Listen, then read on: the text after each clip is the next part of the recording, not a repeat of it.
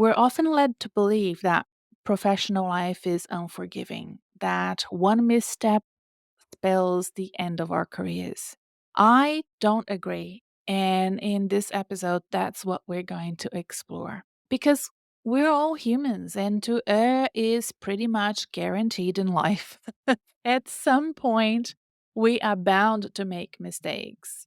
Yet somehow we cling to this idea that we can have a perfect career. It's not realistic, and it's time for us to shift away from that perspective and have better risk management techniques so that we can withstand situations where we are in trouble.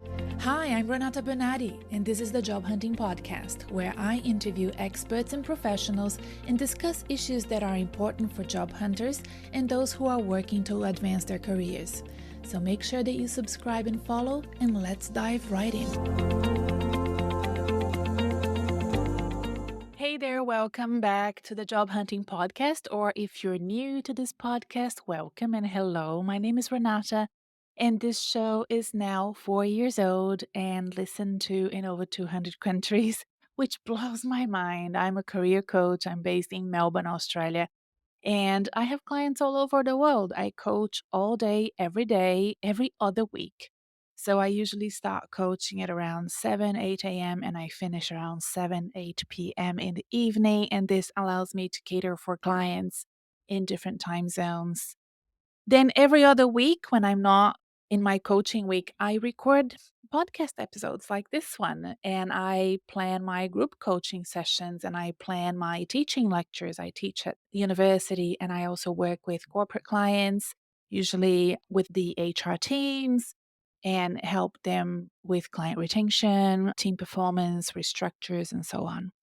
I'm always on call for my private clients. So even when I'm not coaching, I have one or two clients who would need me every day. So that's how I roll. Welcome. And today I'm going to tell you a story that happened a couple of weeks ago. I was asked by a journalist to answer 3 questions to help her write an article for the Ethics Center, which is an Australian organization that organizes events and workshops and advocates for ethics in the workplace, ethics in business, ethics in life in general.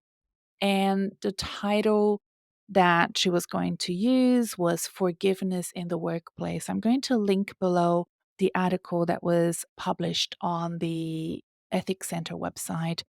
She wrote to me the following: I'm working on a story that explores the concept of forgiveness at work. As a society, we're quick to judge people who make mistakes at work and to penalize them. Sometimes they shirk away from society and are never heard of again. I'm keen to find out from psychologists, managers, HR people to hear whether we should be more forgiving of people who make mistakes at work as a society. Little did she know that I love this topic so much, and I love helping clients that have burnt bridges. I love working with professionals that have committed CLMs, career limiting moves. I think that we need to venture into this topic. So today we are venturing into this uncharted territory, at least in the corporate world. We're not very good at examining this delicate issue of forgiveness at work. Now, you know how it is. If you're listening to the Job Hunting Podcast, you are, somebody who works in white collar jobs in the corporate, nonprofit, government sectors, and you build a career over years, and then out of nowhere, one slip, one human moment, and it may all unravel. But should it be like that? We're often led to believe that professional life is unforgiving, that one misstep spells the end of our careers. I don't agree. And in this episode, that's what we're going to explore. Because we're all humans, and to err is pretty much guaranteed in life. At some point, we are bound to make mistakes. Yet somehow we cling to this idea that we can have a perfect career and be perfect at every point in time as a manager, as a team leader, as a team member. It's not realistic. And it's time for us to shift away from that perspective and have better risk management techniques so that we can withstand situations where we are in trouble. And that's the spirit of this episode. One of the biggest influencers in my coaching and in my passion for this subject is a book by Jeffrey Sonnenfeld and Andrew Ward called Firing Back. There was a time I had several copies of this book in my shelves. You know, when I was working as an MBA manager at Monash University, more than a decade ago, I had quite a few copies and I would give them out. These were copies, I remember buying it with my own money. And that's how much that book has influenced my thinking. And it's about tackling the real talk about career comebacks. And we've seen headlines and we read and we've observed in, the news figures making public mistakes. And sometimes it's the end of their careers, but other times they bounce back, they become stronger, they become wiser. What is the secret sauce that differentiates those that end their careers when they make a big blunder out of a situation? And what is it that makes others bounce back? That's exactly what we're trying to unpack here today. We're not going to have all of the answers, but I think it's a good conversation to start with. Because, it's not just about public figures. I mean, we see that unraveling, in the news, in newspapers. But this conversation is for every one of us in the trenches of our professional journeys. It's for me, it's for you. We'll talk about what forgiveness in the workplace looks like, why it's essential and it's important, and how it can transform not only individuals, but the entire culture of a company. We also can't ignore the elephant in the room, and that's the fact that we have digitalized our lives. And that means that personal becomes public very easily. It's a minefield, but it's also a reality. And we can't just wish that away.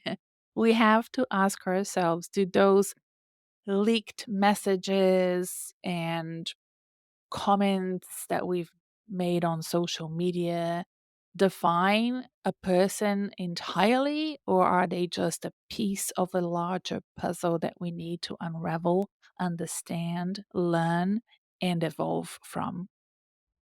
By the end of our chat today, I want you to walk away with more than just insights. I want you to understand that these are actionable, important tips that might really mean that when you are faced with difficult situations in your future, it could be right now, it could be in the future, you will know what to do. How do you move forward if you've stumbled? How do you reframe your experience from a mistake to a lesson learned? How do you ensure your next career move not only aligns with your goals, but also reflects the growth from your past? And why it's important not to shy away from that in your personal story, in your narrative as a professional.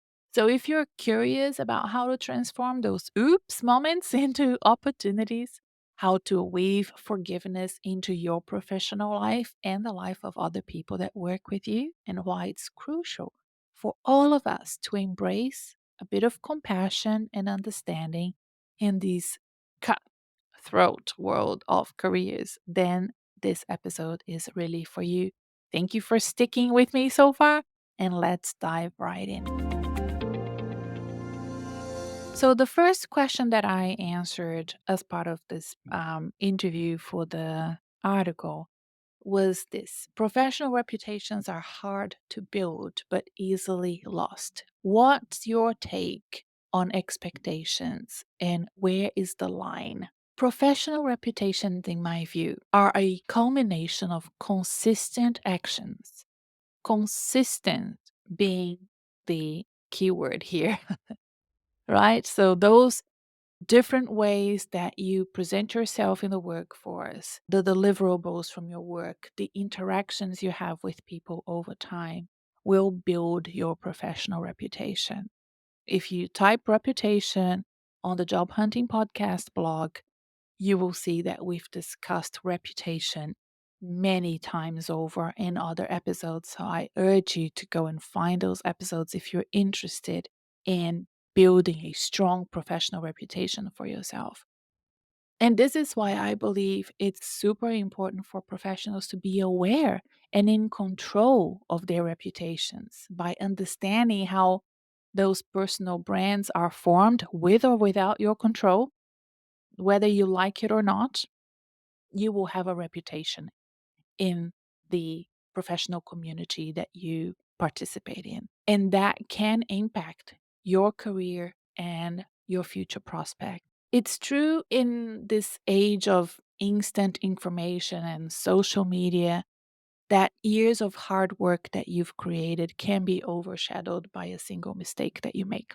But this is harder to do when you have a strong, consistent professional reputation, a recognizable brand that can withstand those pointing times, that can withstand those blows, right? If you have a blow on your reputation in the workplace, the expectations here are twofold. Number one, individuals should be mindful of their actions, understand the potential public and permanent nature of their behaviors. And number two, society, including your employer and your colleagues, should remember that everyone fails. If mistakes happen, if you address them correctly, they can lead to a more resilient workplace, better understanding between individuals, and personal and professional development for everybody. Drawing the line becomes essential when these mistakes affect the core responsibilities and values of the role that you are performing in the workplace. So, for example, an accountant that makes a personal mistake is different from an accountant that makes an accounting error that impacts the company's finances. So we need to understand the core responsibilities of the individual and treat those different mistakes differently because they will affect the business differently. One will affect the business's culture and community and interactions between colleagues. The other one will impact the company's commercial outcomes, right? So we need to it's a bloodline. And you can argue against what I've just said, but we need to kind of build some sort of framework around these things so that we can design proper policies. So if you're listening to these and you work in HR or you're a leader of an organization and you want to sort of consider policies and risk management strategies around this, then it's important to kind of build those frameworks and models around it. So, yes, professional reputations are hard to build, they take time, they can be easily lost. And ideally, what you want is to withstand that by understanding what it means, what your behaviors and what you do means to your colleagues, to your employer, and if you're a leader, you can address mistakes that are made by others or by yourself based on this sort of rule of thumb about the difference between making a personal mistake and making a core responsibility mistake.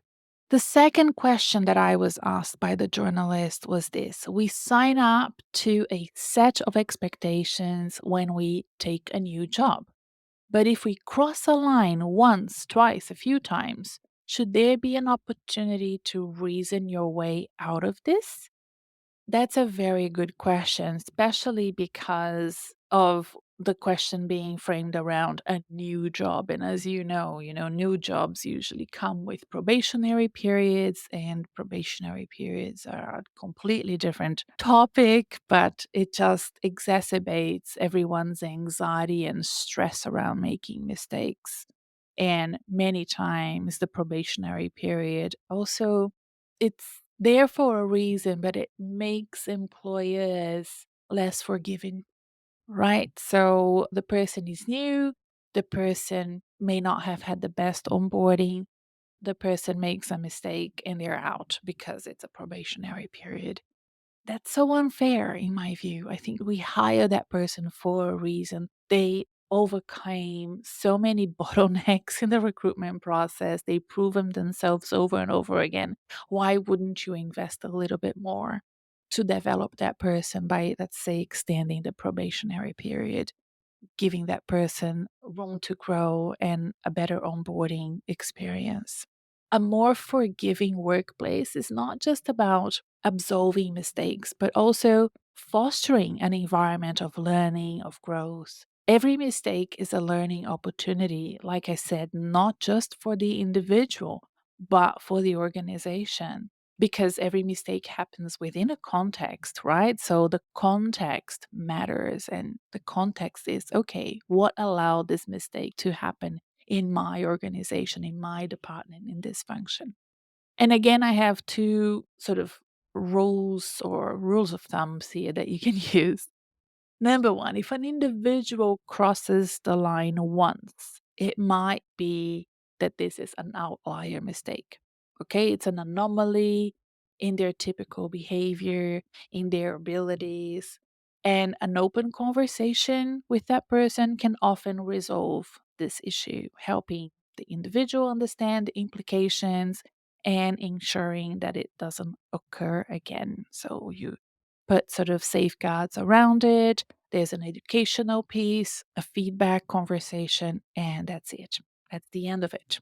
But, however, if repeated mistakes happen, this may indicate that there is a pattern and a deeper issue, and that's when interventions become necessary. That's when you think, okay, do we want this to invest in this individual? Do we want to invest by providing professional development, coaching, mentoring, budding that person up with somebody?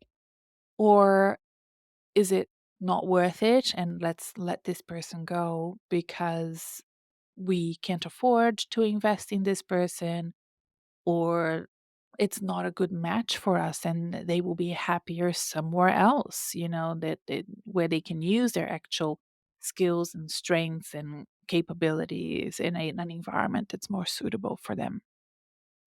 Sometimes mistakes just happen because there is a huge discrepancy between an individual's capabilities, strengths, values, and the organization where they work. So, what is a terrible match with one employer and a redundancy or letting go of that job and moving on could make for a great next job if we all learn from that situation and don't repeat the patterns of finding, a similar job where those mistakes can reoccur. So the primary focus here has to be on growth, on learning, ensuring that the workplace remains a positive environment and that blanket penalties for mistakes, are not the way of moving forward from that situation because they don't allow for innovation. They don't allow for the important risk taking that we need to have sometimes in the corporate world or in any sector that helps an organization grow and evolve and access new markets and new opportunities. A balance should be maintained so that you can uphold the company's values and standards and bring about innovation and risk taking within certain parameters, right? So, yes, I hope that this sort of helps not only individuals that are sort of worried about, in hindsight, looking back and thinking, "Oh, why have I made mistakes again and again?"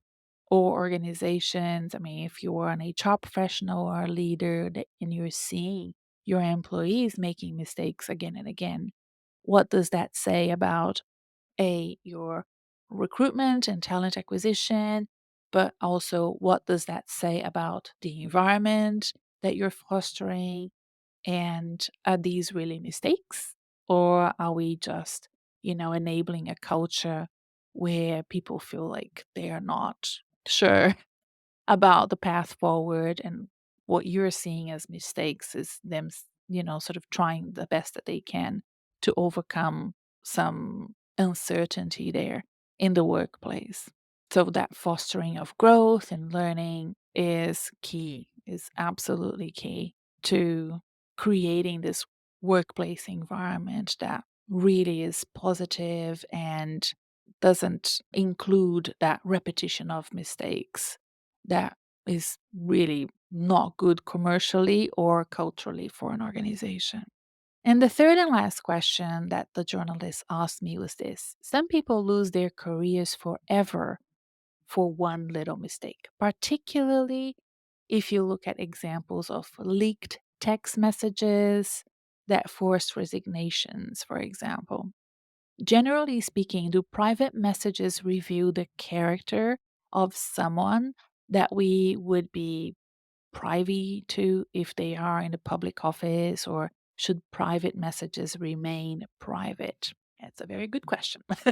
Look, private messages should remain private. I mean, there's private in the word that already says everything that, sums up what the problem is here. But private messages can offer glimpses into someone's thoughts and feelings, which might be expressed without the filter they would not use in a professional or public setting. That said, if private messages reveal those behaviors or beliefs and that contradicts the values and responsibilities of their role that they were hired to do, then there's a concern here. So, for example, if you have a diversity and inclusion leader that advocates for equality, and private messages are leaked that showcase prejudice, then there is a problem here. We need to be cautious about using isolated messages, of course, because they could be out of context and they may vilify individuals. So it's essential to consider the entirety of a person's characters and contributions, and allow that person the opportunity to grow, to develop, to learn, to educate themselves, and come back with an explanation about, let's say, said leaked messages that contradicts their public role. Look, at the end of the day, this is what usually happens. We are often very inspired by stories of people that have rebounded from lows in their careers and rebuilt their opportunities and achieved, great things despite the odds, despite having erred, despite having committed mistakes in the past. We know that that builds strength of character. We know that that builds for a more robust career. But we often don't allow that to happen to ourselves and to those around us. Why is that? Why is that we can sit and watch a documentary about an athlete or a politician or an actor that has done something horrible in the past and rebounded and learned and educated themselves and came back swinging and had a great career, but we don't allow this to happen to ourselves and we don't allow this to happen to others around us? There are two things that I think need to happen. The individual rebounding needs to take responsibility and needs to learn from what has occurred. And responsibility and learning needs to occur probably in a public space, and some of us are not comfortable with it. And that's why I think this episode of the Job Hunting Podcast is so important. We need to allow these conversations to happen in the corporate sector, and we need to allow for corporate environments to forgive and support professionals and executives. This may be a very controversial topic. I understand that. But I also think it's a necessary one. And we can't have a long career 30, 40 years of working without understanding that at some point we may be doing mistakes ourselves. These are not things that will happen to us, like a restructure and we lose our jobs, we're made redundant, or we get bullied at work, or we get micromanaged, or um, ghosted, or all of the things that we have discussed so far, and we're sort of still addressing them. But sometimes you will be the one making the mistakes. And I want you to feel empowered and humbled and accept the vulnerability of that situation and know that there are always and strategies and opportunities for you to come back and make that part of your narrative, part of your story, and part of your career. Bounce back from that and become a better professional, a better manager, a better colleague in the future. And the other thing that we need to do as well is if we want that to happen to us, we need to allow that to happen to others. We need to give them opportunities and provide avenues and environments in our workplace that allows professionals to bounce back from adversity, bounce back from making career mistakes. If this has touched a chord with you and you want to continue to investigate this, there are a few things that I would recommend that you do. First, there's the article that was written by the Ethics Center. It has, just a little bit of quotes from me, but there are some very interesting quotes from other professionals. And the article is titled, "Who Are Corporations Willing to Sacrifice in Order to Retain Their Reputation?" And I will have a link to it in the episode show notes. Then I have a few episodes of the Job Hunting podcast for you. One is about overcoming career setbacks.